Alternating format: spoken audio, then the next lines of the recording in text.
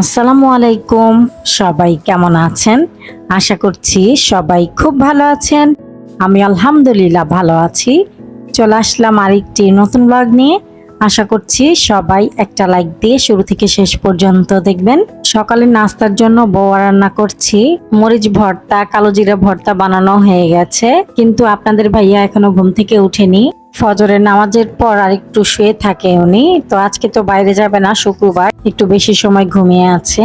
তো আজকে আমি ফার্স্ট হয়ে গেছি, আগে নাস্তা বানানো হয়ে গেছে। আর দুধ চা বানিয়েছিলাম। বড় ছেলে আর আমি এখন চা দিয়ে বিস্কিট দিয়ে খেয়ে নেব, যেহেতু বড় ছেলে আর আমি আগে উঠেছি। আর এই বিস্কুটটা আপনাদের ভাইয়া বিদেশ থেকে এনেছিল। এই বিস্কুটটা অনেক ভালো, ডাইজেস্টিভ বিস্কুট। এটা গম দিয়ে বানানো হয়।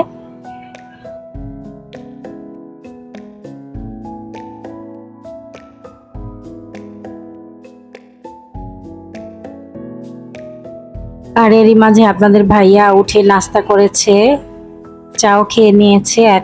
এখন আমি আমার নাস্তাটা করে নিচ্ছি। এখন বাজে প্রায় 10:30টার মতো। তো নাস্তা করে সব থালা বাসন ধুয়ে এখন দুপুরে রান্নার জন্য চলে আসলাম। আজকে আমি বাসমতি চাল দিয়ে পাক্কি বিরিয়ানি রান্না করব। তো এখানে 1 কেজি মতো গরুর মাংস আছে। মাংসটাকে আমি ভালো মতো ক্লিন করে নিয়েছি। তারপর এখানে দিয়ে দিলাম আদা রসুন বাটা, লাল মরিচের গুঁড়া, ধনিয়ার গুঁড়া, পরিমাণ মতো লবণ আর টক দই। মাংসগুলোকে মশলার সাথে খুব ভালোভাবে মিক্সড করতে হবে। বাকি কাজ করার আগ পর্যন্ত এটা ম্যারিনেট হতে থাক, এক সাইডে রেখে দেই ঢেকে। এখন আমি লং রাইসটা ভিজিয়ে রাখবো আধা ঘন্টার জন্য, এতে করে রাইসটা আরো লং হবে। আর আমি 1 কাপের মতো বাসমতি চাল রেখে দিয়েছি 1 কেজি থেকে। এটা আমি পরে জর্দা পোলাও রান্না করব। এখন পর্যন্ত যারা আমার ইউটিউব চ্যানেলটি সাবস্ক্রাইব করেননি, তারা প্লিজ আমার চ্যানেলটি সাবস্ক্রাইব করবেন। আর ফেসবুক থেকে দেখলে আমার ফেসবুক পেজটাও ফলো করবেন। আর যারা করেছেন তাদের সবাইকে অসংখ্য ধন্যবাদ। এই জুসটা আপনাদের ভাইয়া কাতার থেকে এনেছে। কাতারের জুসগুলো অনেক ভালো হয়, পিওর হয়। এটা হচ্ছে কিউই আর লাইম দিয়ে বানানো হয়েছে। আর এই জুসটা এত মজা ছিল, বলার মতো না, অনেক মজা ছিল। তো বাচ্চাদের ঠান্ডা দেখে অল্প করে দিয়েছিলাম। তারপর আবার চলে আসলাম রান্নাঘরে। এখানে নিয়েছি হচ্ছে তেজপাতা, কাবাব চিনি, কালো গোলমরিচ, শাহি জিরা, লবঙ্গ, 2টা বড় এলাচ, ছোট এলাচ, একটা জয়ত্রী এরকম খুলে খুলে নিয়েছি, আর 3-4 টুকরা দারুচিনি নিয়েছি। তেলের উপর গোটা গরম মশলা সবগুলো দিয়ে দিলাম। তারপর দিয়ে দিলাম পেঁয়াজ কুচি। পেঁয়াজটা হালকা ভাজার পর এখানে আগে থেকে ম্যারিনেট করা মাংসটা দিয়ে দিচ্ছি। মাংসটাকে কিছুক্ষণ কষাবো ঢেকে দিয়ে। মাংসটা কিছুক্ষণ কষানো হয়ে গেছে। তারপর আমি এখানে 1 কাপ গরম দুধ দিয়ে দিলাম, আর একটুখানি পানি দিয়ে দিলাম, কয়েকটা কাঁচামরিচ দিয়ে দিলাম। তারপর প্রেসার কুকারে ঢাকনাটা লাগিয়ে দিলাম।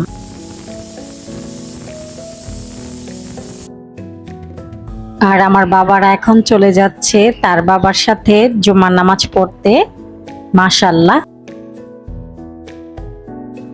বিরিয়ানিতে আলু তো না দিলে চলেই না। তো এখানে আমি কিছু আলু নিয়েছি, পরিমাণ মতো লবণ আর একটু জর্দা রং দিয়ে ভেজে নিচ্ছি হালকা করে।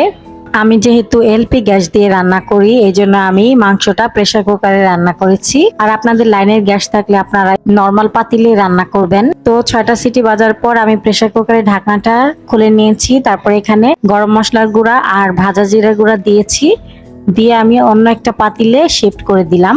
মানে যেই পাতিলে আমি বিরিয়ানিটা দমে দিব সেই পাতিলে শিফট করেছি। আর মাংসটাতে কোনো ঝোল থাকবে না, এরকম তেল উঠে আসবে, তখনই রান্নাটা হয়ে যাবে পুরোপুরি। তারপর আমি চুলাটা অফ করে দিয়েছি, ভেজে রাখা আলু দিয়ে দিলাম, আর উপর থেকে পেঁয়াজ বেরেস্তা দিয়ে দিলাম।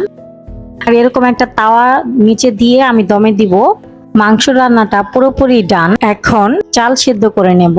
ফুটন্ত গরম পানিতে আমি শাহি জিরা দিলাম, পরিমাণ মতো লবণ দিলাম, তারপর ঝরিয়ে রাখা বাসমতি চাল দিয়ে দিলাম, একটুখানি সয়াবিন তেল দিয়ে দিলাম যাতে করে রাইসগুলো ঝরঝরে থাকে। এই পর্যায়ে লবণটা কিন্তু ঠিকঠাক মতোই দিতে হবে, কারণ আর তো লবণ দেওয়া যাবে না। তো রাইসটা 80% সেদ্ধ হয়ে গেছে। এখন আমি একটা চালনির সাহায্যে ঝরিয়ে নিচ্ছি। তারপর আমি মাংসের উপরে রাইসটা দিয়ে দিয়েছি। সেটা আমি ভিডিও করতে পারিনি, এক্সট্রিমলি সরি, স্কিপ হয়ে গেছে কিভাবে যেন আমি ভিডিও অন না করেই কাজগুলো করে ফেলেছিলাম। তো 1 কাপ গরম দুধে আমি একটুখানি জর্দা রং দিয়ে এখানে উপর থেকে দিয়ে দিলাম রাইস দেওয়ার পর। তারপর পেঁয়াজ বেরেস্তা দিয়েছি, 2 টেবিল চামচ ঘি দিয়েছি, 1 টেবিল চামচ কেওড়া জল আর কিছু কাঁচামরিচ আমি ফালি করে উপর থেকে দিয়ে দিলাম। এখন আমি চুলার আঁচটা মিডিয়াম টু লো হিটে রেখে 25 মিনিট দমে রাখবো। এই তো আমার পাক্কি বিরিয়ানির ফাইনাল লুক। 25 মিনিট দমে রাখার পর খুব সুন্দর ঝরঝরে হয়েছে কিন্তু রাইসগুলো, আর খুব সুন্দর ঘ্রাণও বের হয়েছে, মাশাআল্লাহ। আর বাচ্চারা তো ঘ্রাণ শুনেই বলতেছিল যে অনেক মজা হবে মা। তো এখন আমি সবার জন্য খাবার বেড়ে নিচ্ছি।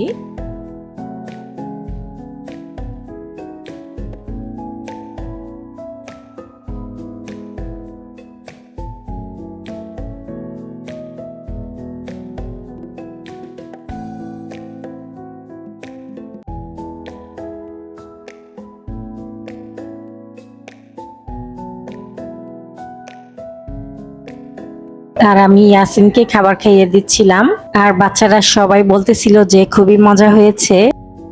আর ওদের বাবা বলতেছিল যে সুলতান ডাইনের থেকেও খুবই ভালো হয়েছে বিরিয়ানিটা।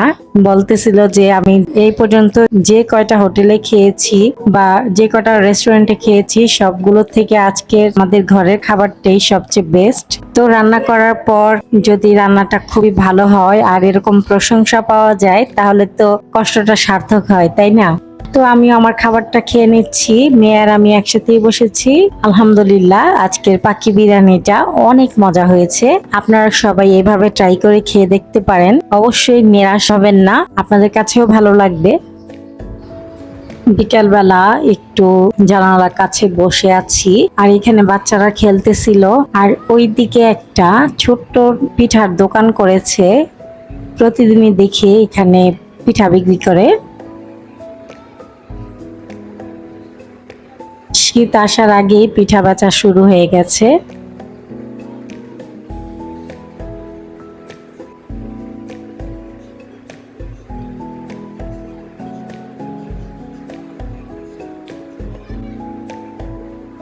ইয়াসিনের গতকাল জন্মদিন ছিল, তো আমাদের কারোই মনে ছিল না। তো ওদের বাবা বিকাল বেলা ইয়াসিনের জন্য একটা কেক এনেছে, ইয়াসিন জানে না। আর এখন মাগরিবের পর ইয়াসিনকে কেকটা বের করে সারপ্রাইজ দেওয়া হলো। আর আমি বললাম যে তুমি ছেলেকে নিয়ে কেকটা কাটো, আমি ভিডিও করি।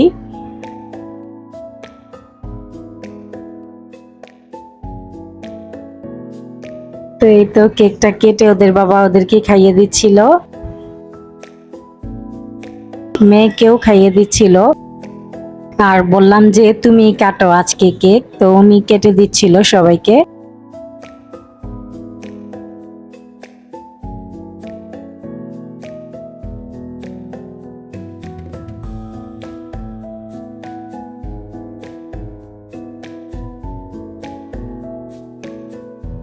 দেখেন কি বড় বড় পিস করে দিচ্ছিল বাচ্চাদের। পরবর্তীতে ওরা এতগুলো খেতে পারেনি, আর আমি আমার জন্য ছোট করে 1 পিস নিয়েছি। এত বড় পিস কিন্তু খাওয়া যায় না। তবে আমাদের এখানকার এই কেক এন্ড কুকসের কেকগুলো খুবই ভালো হয়, খুবই মজা লাগে। তো বাকি বড় একটা পিস ছিল, সেটা রেখে দিলাম। আর এখন অরেঞ্জ জুস বের করেছি, সবাইকে দিয়ে দিচ্ছি।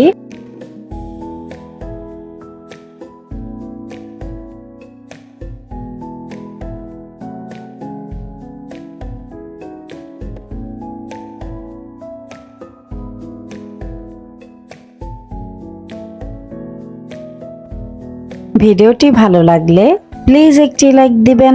ভিডিও সংক্রান্ত কোনো মতামত থাকলে কমেন্টের মাধ্যমে জানিয়ে দেবেন। আজকের মতো ভিডিওটি এ পর্যন্তই। আবার চলে আসব নতুন একটি ব্লগ নিয়ে। সে পর্যন্ত সবাই ভালো থাকবেন, সুস্থ থাকবেন। আল্লাহ হাফেজ।